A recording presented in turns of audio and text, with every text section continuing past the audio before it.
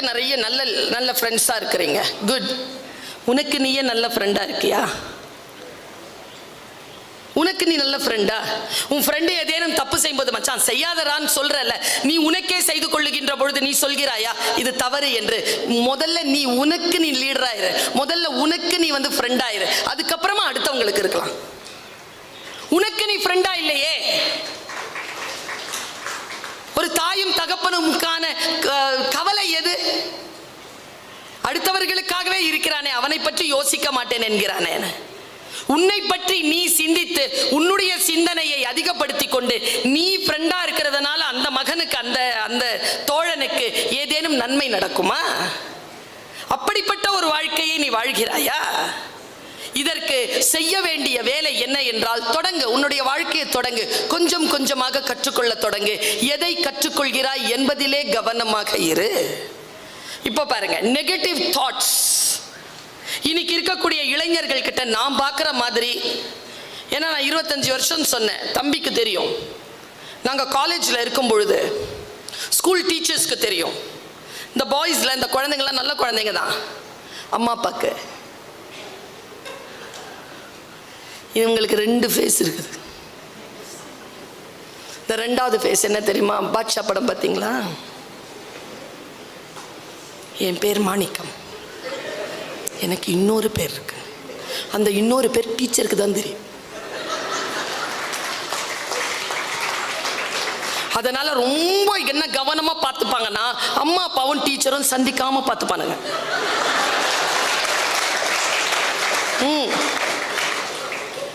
என்ன தெரியல, நான் அந்த குழந்தைகளுக்கு என்ன இன்னைக்கு ஒரு சின்ன விஷயம், இந்த பசங்க நிறைய பேர் வந்திருக்காங்க, எனக்கு ஸ்கிரிப்ட் வேற, பசங்க வந்துட்டதுனால பசங்களுக்கு சொல்றேன், என் குழந்தைகள் இல்லையா? இந்த வயதில் எனக்கு மகன் இருக்கிறான், என் பிள்ளைகள், அதனால சொல்றேன். பார்ப்பா, தொண்டை மண்டலத்தில் சொல்றது கொஞ்சம் எக்ஸாஜுரேஷனா இருந்தா கூட, அம்மா தானே, அம்மா அப்படிதான் பேசுவேன், அப்படி அப்படி அப்படி கடந்து போ. அம்மாவுக்கு திட்டி தான் 2 தோசை தான் கேட்பேன், 3வது தோசை திட்டி கொடுக்கும். உலகம் 2 தோசை கேட்டேன்னா திட்டி 1 கொடுக்கும். அம்மாவுக்கும் உலகத்துக்கும் இருக்கிற வித்தியாசம் அதுதான். அதை புரிஞ்சுக்கணும் நீங்க. சாப்பிடு, சாப்பிடலன்னா உடம்பு என்ன ஆகும்? நீ 2 தான் போதும், ஆனால் 3வதா அதிகமாக கொடுக்கும் அம்மா. 2 கேட்ப, 1 போதும்னு உலகம். இதுதான் வித்தியாசம். வீடு ரொம்ப அழகானது, வீடு ரொம்ப பாதுகாப்பானது. வீட்டை சரியாக பயன்படுத்துங்கள். பல பேரிடத்தில் வீடுகள் இல்லை, இருக்கின்றவர்கள் பாதுகாத்துக் கொள்ளுங்கள். நான் உனக்காக 2 விஷயத்த சொல்றேன் இன்னைக்கு. எனக்கு தெரிஞ்ச நெகட்டிவ் தாட்ஸ் இன்னைக்கு முக்கியமா அடாலசன்ட் பீரியட்ல இருக்கக்கூடிய குழந்தைகளுக்கு நிறைய நெகட்டிவ் தாட்ஸ் இருக்கு. பேசினால ஹாரர் மூவி தான் பார்க்கறானுங்க, பேசினாலே நெகட்டிவ் தாட்ஸ் தான், ஆர்குமெண்ட் தான். பாசிட்டிவான விஷயங்களை உள்ள எடுத்துக்கொண்டு போகிறது ரொம்ப குறைஞ்சு போயிருக்கு. அவங்களுக்கு சொல்ற, ஒரு கப்பல் இருந்துச்சா, அந்த கப்பல்ல ஒருத்தன் இந்த மாதிரி ஒரு 19-20 வயசு பையன் ஏறி இருக்கிறான். ஐயோ, கப்பல் தொடங்கிருச்சா? நானா தொடங்கிருச்சு கப்பல், அவ்வளவுதான். எனக்கு நம்பிக்கை இல்லை, இவனுங்க கண்டிப்பா இதை சாட்சி விட்டுருவானுங்க. நம்ம எல்லாருமே சாவ போறோம், நல்லா தெரிஞ்சுக்கோங்க. சந்தோஷம் அவ்வளவு சீக்கிரமா போய் தொத்தாது. யாராவது பயமுறுத்திங்கன்னா டக்குன்னு தொத்திரும். எல்லாரும் கலவரமாக ஆரம்பிக்கிருக்காங்க. ஐயோ, போறதே சரியில்லைங்க. 140 பேர் இருக்கிறாங்க, 40 பேருக்கு தாங்க என்னென்னமோ கத்திருக்கான். அதில் என்ன மாதிரி ஒரு ஆள் இருந்திருக்கான். ஏய் புடுறா, மேம் புடி, பிடிச்சிட்டாங்க, கடலை தூக்கி போடுறான், கடலை தூக்கி தொம்முன்னு போட்டாங்க. துடிக்கிறான், துள்ளுறான், துடிக்கிறான். உயிர் போகிற டைமாக பார்த்துட்டு தூக்குங்க தூக்கிட்டு வந்துட்டாங்க. தூக்கிட்டு வந்து கப்பலில் போட்டாங்களா, கம்முன்னு இருக்கும், சத்தமே இல்லை. ஏன்னா கடல் ஆபத்தானது, கப்பல் பாதுகாப்பானது என்பதனை புரிந்து கொண்டான். புரிகிற மாதிரி ஒரு அற்புதம் இந்த உலகத்துல எதுவுமே இல்லை. 1000 சொல் சொல்லுங்க, புரியாது, பட்டா. ஆனா என்ன தெரியுமா தவிப்பு? படாம புரிஞ்சுக்கோங்கடா, படாம புரிஞ்சுக்க, அதான் பெரியவங்களுடைய தவிப்பு. தொண்டை மண்டலத்துல நிறைய திரௌபதி அம்மன் கோவில் இருக்கு. இந்த உத்திரமேரூர் பக்கம்லாம் போனீங்கன்னா நிறைய திரௌபதி அம்மன் கோயில். இந்த திரௌபதி அம்மன் கோயிலில் ஒரு முறை பிரசங்கம் நல்லா சொல்றார் ஒருத்தர், மகாபாரதம் சொல்றார் அப்படின்னு எனக்கு தெரிஞ்சனா தம்பிக்கு தெரியும். நாங்கெல்லாம் பயணப்பட்டிருக்கோம், கூத்து பார்க்க பயணப்பட்டிருக்கோம். அப்படி பயணப்படும் பொழுது உத்திரமேரூரில் இருக்கக்கூடிய திரௌபதி அம்மன் திருவிழாவுக்கு வந்தோம். பல்கலைக்கழக மாணவர்கள்லாம் சேர்ந்து வரோம், பாய்ஸ்க்கு முக்கியமாக. போயிருக்கிறேன், பிரசங்கம் கேட்குறேன். அன்னைக்கு வந்து துரியோதனனுடைய மரணம். அன்னைக்கு அந்த துரியோதனன் மரணம் வந்து அன்னைக்கு தான் திரௌபதி அம்மனுக்கு பூச்சி விடுறாங்க. இந்த பூச்சூடுற அந்த காட்சியை பார்க்கறதுக்காக நாங்கள் பல்கலைக்கழகத்திலேருந்து நிறைய பேர் தம்பி வந்தானான்னு தெரில எனக்கு, வந்தியாப்பா? நாங்கள் எல்லாருமே போகிறோம். பாருங்க அந்த ஒரு காட்சி உனக்கு ஏதேனும் அதில் கிடைக்குதான்னு பாரு. ஒரு 65 அடிக்கு கீழே ஒரு மண்ணில் சிற்பம் பண்ணியிருக்காங்கப்பா. பேச்செல்லாம் தாண்டி, கோயிலெல்லாம் தாண்டி, வெளியில் பிரகாரத்து வெளியில் பெரிய ஒரு மண் இது இருக்கு, கிரவுண்ட் இருக்கு. 65 அடிக்கு இருக்கு ஒரு சிலை. அந்த சிலை எப்படி இருக்குன்னா, கால் இப்படி நீட்டி இருக்கு, கை இப்படி இருக்கு, கையில் ஒரு கதை வரைஞ்சி இது மண் பண்ணியிருக்காங்க, பெரிய ஒரு கிரீடம், தொடையில ஒரு பானை, தலைமாட்டில் ஒருத்தர் அரிதாரம் பூசிக்கிட்டு ஒருத்தர் நிற்கிறான் கதை எடுத்துக்கிட்டு, கால் மாட்டில் ஒருத்தர் நிற்கிறான் கதை எடுத்துக்கிட்டு. பலே அப்படின்னு உடனே 2 பேரும் ஓடுறாங்க. ஓடிக்கிட்டே இருக்கிறானுங்களா. ஓடிக்கிட்டே இருக்கும் பொழுது ஒருத்தன் ஓடி வந்து இந்த காலில் இருக்கிற அந்த பானையில் அடித்தான். தலைமாட்டில் நின்றுட்டு இருந்தால அவன் அப்படியே விழுந்து செத்தான். நாடகம்தான். செத்தவன் பேர் துரியோதனனை, அடித்தவன் பேர் பீமன். உள்ளே இருந்து திரௌபதி அம்மனை கூட்டு வந்துட்டாங்க. இந்த தொடையில் அடித்தாங்கல்ல, பானை வெடிச்சது, அதுலேருந்து அந்த குங்குமத்தை எடுத்து அந்த அம்மனுக்கு பூசினாங்க, ஒரு பூ வச்சாங்க, கொண்டு மறுபடியும் உள்ளே போயிட்டாங்க. பூ முடித்தாள் அவள். எனக்கு புரியல இது என்னன்னு. பக்கத்தில் ஒரு அம்மா, வயதான அம்மா, அதுக்கிட்ட கேட்டேன். அந்த அம்மா சொன்னதை அப்படியே சொல்றேன். உன் வாழ்க்கையில ஏதேனும் உனக்கு கற்றுக்கொள்வதற்கு வருகிறதா என்று பார். உன்னை தூக்கி கடல்ல போடுற மாதிரி, இப்போ நெகட்டிவ் தாட்ஸோட இருந்தேன்னா கடல்ல போடுற மாதிரியான அம்மா இப்போ ஒரு விஷயம் சொல்ல போறேன். என்னன்னா,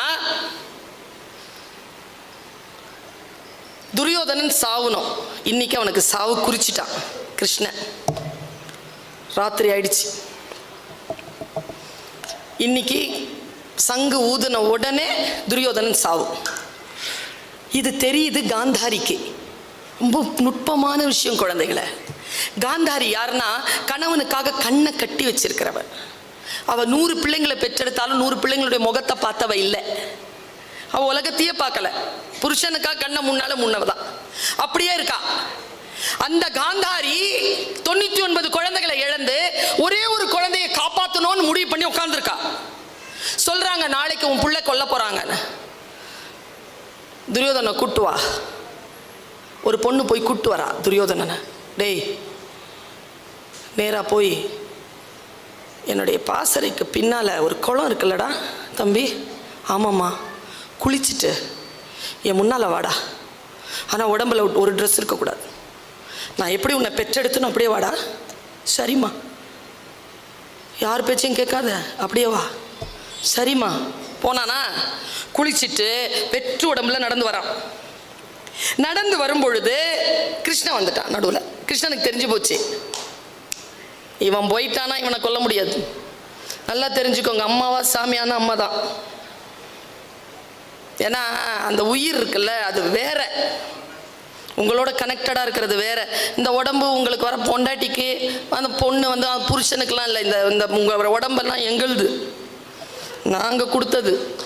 பத்திரமா பார்த்துக்கோங்க. அதை கெடுத்துக்கிறதுக்கு உங்களுக்கு உரிமையே கிடையாது. அசிங்கப்படுத்திக்கிறதுக்கு கிடையாது. பாருங்க, வந்து நிற்கிறாங்க. வரும்போது கிருஷ்ணன் பார்த்துட்டான். கிருஷ்ணன் சொன்னானா, எங்கடா போற? அம்மா போற? அம்மா கூப்பிட்டாங்க.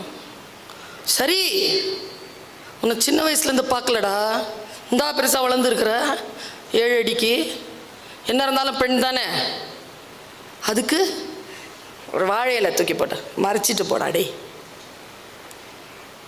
சரி கிருஷ்ணா. துரியோதனை வாழையில மறைச்சிட்டு போய் அம்மா முன்னால் நின்னான். வந்துட்டியா துரியோதனா? வந்துட்டேம்மா. சரியா என் முன்னால் நில்லு. அப்படியே பார்க்குறான். கண்ணில் இருக்கிற எல்லா சக்தியும் கொடுத்துட்டா, இடம் மறைச்சிருக்கு. அப்படின்னு கண்ணை மூடிட்டு, தப்பு செஞ்சிட்டியே துரியோதனா, வஞ்சகன் கிருஷ்ணன் என் பிள்ளையை நாளை கொல்ல போகிறார். அப்பதான் சாபம் கொடுக்குறா கிருஷ்ணனுக்கு. துடிக்கிறான் துரியோதன். ஏம்மா ஏம்மா என்னம்மா ஆச்சு? என்னம்மா? டேய், மறைக்காம வர சொன்னேனடா. இல்லம்மா கிருஷ்ணன் தான் சொன்னான். சரிடா போ. அம்மா அம்மா மறுபடியும் எடுத்துட்டு நிற்கிறேன்ப்பா. டேய், நான் மந்திரவாதி இல்லைடா, சக்தி போயிடுச்சுடா, போடா. போயிட்டான். அடுத்த நாள் உடம்புல எங்க அடிச்சாலும் அவனுக்கு உயிர் போகாது. அம்மாவினுடைய கண் பார்வை சக்தி படாத துடையில் அடித்தால் உயிர் போகும். இது மகாபாரதம் சொல்லுது. இதை நான் ஏன் இன்னைக்கு சொல்றேன்? நீ எதையும் அம்மா கிட்டையும் அப்பா கிட்டையும் மறைக்காத.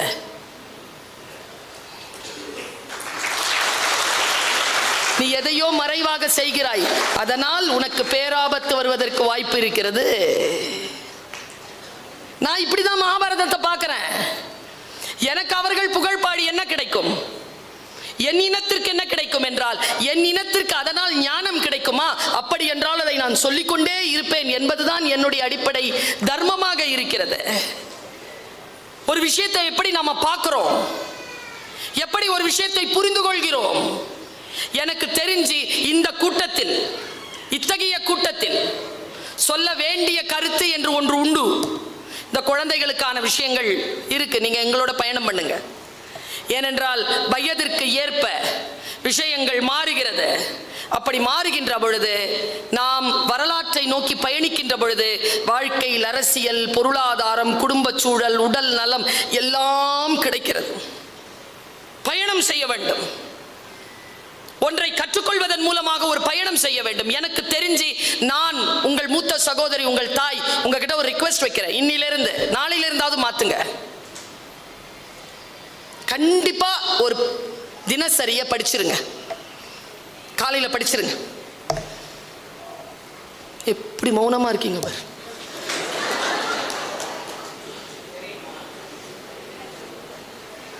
படிச்சிருங்க. சரின்னு சொல்லுங்க. முந்தா நேத்து ஒரு செய்தி கேட்டேன். ரொம்ப மனசுக்கு நெருக்கமான செய்தி. 1988ஆம் ஆண்டு ஒரு பொண்ணுக்கு ஒரு விஷயம் நடந்திருக்கு. 22 வயசு பொண்ணு டிஃபென்ஸ்ல போய் நர்ஸா சேர்ந்திருக்கா. அவ பேர் செலினா ஜோன்ஸ். 3 மாசத்துல கல்யாணம் ஃபிக்ஸ் ஆயிடுச்சு. பிரிகேடியர்கிட்ட கல்யாண பத்திரிகையை நீட்டியிருக்கா. போயிட்டு வாமான்னு சொல்லியிருக்காங்க. வந்தா, பின்னாலேயே டெர்மினேஷன் ஆர்டர் வந்துருச்சு. ஏன்னா டிஃபென்ஸ்ல நர்ஸுகள் திருமணம் செய்து கொண்டால் வேலையில் இருக்கக்கூடாதுன்னு சட்டமா. அந்த அம்மா என்ன தெரியும் பண்ணுச்சு? அப்பவே கோர்ட்ல கேஸ் போட்டுருச்சு. எப்ப? 1988. 36 வருஷம் கழிச்சு முந்தா நேத்து சுப்ரீம் கோர்ட் தீர்ப்பு கொடுத்திருக்கு. என்ன தீர்ப்பு தெரியுமா? ஒரு பெண்ணின் திருமணத்திற்கும் அவள் செய்யும் வேலைக்கும் தொடர்பு கிடையாது. அவளை வேலையில் இருந்து எடுத்தது பிழை. 60 லட்சம் ரூபாய் ஒரே பேமெண்டா செலினா ஜோன்ஸ்க்கு டிஃபென்ஸ் கொடுக்கணும்னு சொல்லிட்டு தீர்ப்பு வந்துச்சு. இதை நான் பத்திரிகையில படிக்கிறேன். இப்ப நான் அதை உங்ககிட்ட ஏன் தெரியுமா சொல்றேன்? ஒரு பெண் 36 வருடங்கள் தன்னுடைய வாழ்க்கையை இழந்து ஏதோ ஒன்றை செய்திருக்கிறாள். அது வருங்காலத்திற்கான மிகப்பெரிய வெளிச்ச ஜன்னலாக இருக்கிறது. இது எனக்கு தெரிகிறது. வாசிக்கின்ற பொழுது எனக்கு தெரிகிறது. பல விஷயங்கள் தெரிந்து கொள்ளுதல் என்பது அடுத்தவர்கள் சொல்லுவதை காட்டிலும் நீங்களாக முயற்சித்து தெரிந்து கொள்ளுகின்ற பொழுது அதனுடைய அகலம், பரிமாணம் வேறு. யாரோ ஒருவர் சொல்லுவதல்ல, நீங்கள் நேரடியாக அதை அனுபவிக்கக்கூடிய ஒன்று. பாருங்க, இந்த ஜீசஸ் கால்ஸ்னு ஒரு அமைப்பு இருக்கு, தெரியுமா உங்களுக்கு? இப்படி ஒரு கை இருக்குல்ல, ஒரு கை இப்படி இருக்குமே, நடுங்கிற மாதிரி கை. யார் கை அது? யார் கை? சொல்லுங்க. அவங்க என்ன பயம்னா, நாங்க ஏதாவது சொல்ல போய் நீ அதை எப்படியோ மாத்தி தான் சொல்ல போற, நீயே சொல்லிக்கோ. ஆக்சுவலா அந்த கையை வந்து நம்ம ஜீசஸனுடைய கரங்கள்னு பார்க்க, ஜீசஸ் கரங்கள் அவ்வளவு நரம்புகள் புடைத்த கையில. 33 வயதில் இறந்து போனவர் அவர் கை அப்படி இருக்காது. ஆனால் அந்த கை பார்த்தீங்கன்னா ஒரு நடுக்கத்தோடு நரம்புகள் புடைத்து ரொம்ப முதிர்ந்த கையா இருக்கும். நான் அதை பற்றி இது என்னது இது, இந்த கை போட்டிருக்குதே, பார்த்தாலே ஒரு மாதிரி மனசு குழையுதே. அதனுடைய வரலாறு தேடி போனேன். அது ஒரு வரலாறு எனக்கு தெரிஞ்சது பாருங்க. இது நான் இப்போ எனக்கு ஞாபகம் வருது, நான் சொல்கிறேன் பாருங்க. 2 பேர் பிறந்திருக்காங்க ஒரு நாட்டில், வெளிநாட்டில். நாட்டின் பெயர் மறக்கிறேன் நான், ஞாபகத்துக்கு வந்துடும், போகிறதுக்குள்ளே ஞாபகத்துக்கு வரணும். அந்த 2 பேர் அண்ணன் தம்பிங்க. அவங்க வீட்டில் வறுமை. ஒருத்தன் சிற்பி, ஒருத்தன் ஓவியன். அண்ணன் சிற்பி, தம்பி ஓவியன். ஆனால் அதை படிக்க வேண்டும் என்றால் நிரம்ப செலவழிக்க வேண்டும். 2 பேரும் ஒரு அக்ரிமெண்ட்க்கு வராங்க. தம்பி, முதல்ல நான் வேலைக்கு போகிறேன்டா, நான் சம்பாரிச்சு உன்னை படிக்க வச்சிடறேன், நீ படித்து சம்பாரிச்சு என்னை படிக்க வைக்கிறியா? ஓகேன்ட்டான் தம்பி. தம்பி நேராக போயிட்டான். இவன் சிற்பி இருக்கான்ல, அவனுக்கு சிற்ப வேலை கிடைக்கல, கல்லுடைக்கிற வேலை தான் கிடைச்சிருக்கு.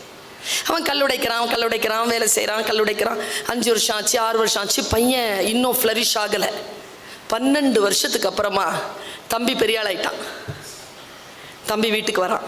அண்ணே, என் ஒரு ஓவியமே அவ்வளோ விலைக்கு போகுதுண்ணே, இனிமேல் நீ படிண்ண, போனேன் நீ படிண்ண, நான் பார்த்துக்கிறேன் நான் அப்படின்னு. உடனே அண்ணன் சொன்னானா, ரொம்ப நன்றிப்பான்னு இப்படி கையை நடுங்கியிருக்கேன்.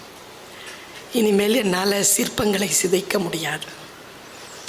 சிற்பங்களை செதுக்கக்கூடிய ஆற்றலை என் கரங்கள் 12 ஆடுங்கள் கல் உடைத்து உனக்காக செலவழித்ததில் என் கரங்கள் இப்படி நஞ்சு போச்சுரா அப்படின்னு நடுங்கியபடி அந்த அண்ணன் கூப்பிய கைதான் ஜீசஸ் கால்ஸ்ல வச்சிருக்கான். அடுத்தவர்களுக்காக பயன்பட்டு போனது.